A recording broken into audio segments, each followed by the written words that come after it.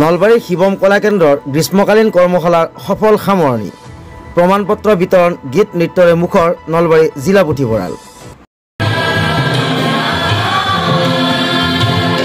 অসম সত্ৰ মহাসভাৰ অন্তৰ্গত শিৱম কলা কেন্দ্ৰ উদ্যোগত 9 জুলাইৰ পৰা চলি থকা সত্ৰীয়া নৃত্য আৰু চাৰু কাৰুকলাৰ গ্ৰীষ্মকালীন কৰ্মশালাৰ কালি সফল সামৰণি পৰে সেই উপলক্ষে কালি সন্ধিয়া 6 বজাত নলবাৰী জিলা পুথিভঁৰালত আয়োজিত সুন্দৰম আৰাধনা 2025 শীৰ্ষক উক্ত অনুষ্ঠানত প্ৰশিক্ষাৰ্থী শিল্পীসকলৰ দ্বাৰা ৰূপায়িত কেন্দ্ৰটোৰ নিজস্ব বৃন্দগীতেৰে শুভাৰম্ভ হোৱা অনুষ্ঠানটোৰ প্ৰাৰম্ভত এগছি বন্তি জ্বলাই বৰপেটাৰ শ্ৰী শ্ৰী সুন্দৰী দিয়া সত্ৰৰ সত্ৰাধিকাৰ নিৰ্মল চন্দ্ৰ অধিকাৰীয়ে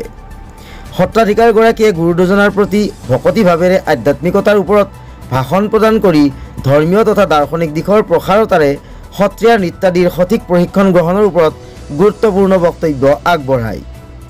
শুভ উদ্বোধন কৰে সত্ৰীয়া সংস্কৃতি চৰ্চা আৰু গৱেষণা পৰিষদৰ সচিব পংকজ শইকীয়াই শুভ উদ্বোধন কৰি দিয়া ভাষণত শইকীয়াই শিৱম কলা কেন্দ্ৰৰ এনে উদ্যোগৰ শলাগ লৈ অসমীয়া জাতিটোৰ হকে গুৰু দুজনাই যি নিদৰ্শন দি থৈ গ'ল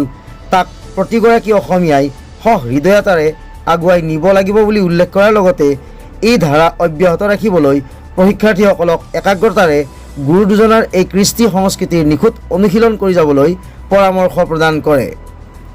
আন এগৰাকী আমন্ত্ৰিত অতিথি প্ৰতিবেদক লাইভৰ সম্পাদক প্ৰধান তথা কুমাৰীকাটাৰ ভাৰত ডেকা একাডেমীৰ অধ্যক্ষ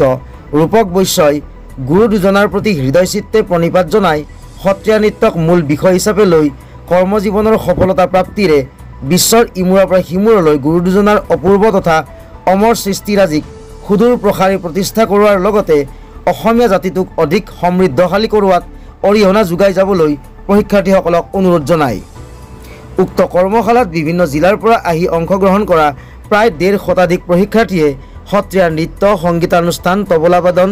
আদি পৰিৱেশনেৰে সামগ্ৰিকভাৱে অনুষ্ঠানটো মনোগ্ৰাহী কৰি তোলে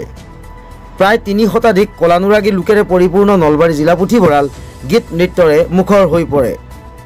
সত্ৰীয়া নৃত্যগুৰু সনাতন বৈশ্যই সঞ্চালনা কৰা উক্ত অনুষ্ঠানৰ আদৰণি বক্তব্য প্ৰদান কৰে শিৱম কলা কেন্দ্ৰৰ অধ্যক্ষ শক্তিপ্ৰসাদ ডেকাই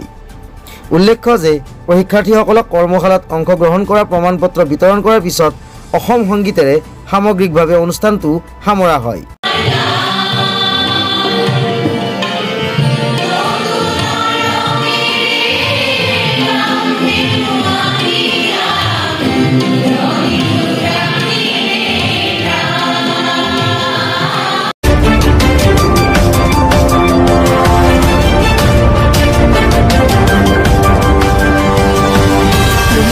প্ৰতিবেদক লাইভ